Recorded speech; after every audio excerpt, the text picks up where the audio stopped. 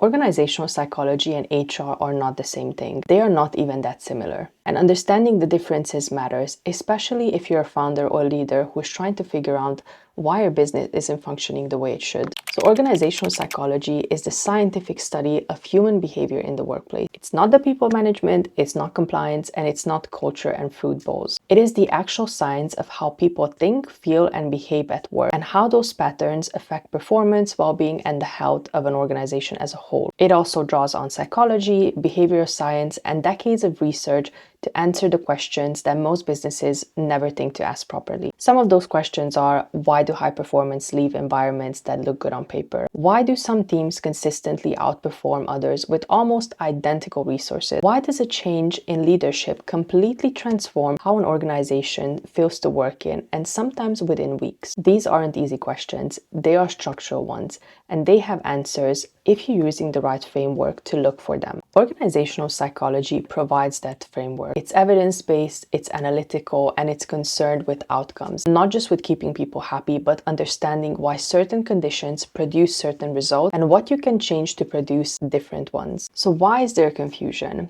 HR, which is human resources, is a function. It manages the employment relationship between an organization and its people. Contracts, recruitment processes, payroll, disciplinary policies, and legal obligations. That work is essential. Without it, the organizations couldn't operate legally or consistently. But it is fundamentally an operational and administrative function. It is designed to manage people processes, not to diagnose why those processes are producing the outcomes they are. But honestly, the confusion exists for understandable reasons. Both fields deal with people at work. There's an obvious overlap in language, well-being, engagement, and culture. In many organizations, HR has expanded to try to cover ground that arguably sits outside its original remit. Well-being programs, engagement surveys, and culture initiatives, these have increasingly landed in HR's lap, and often without the psychological framework needed to make them genuinely effective. And this isn't a criticism to HR professionals. It's just a resourcing problem dressed up as a strategy problem. Asking your HR team to solve a deep behavioral issue in your organization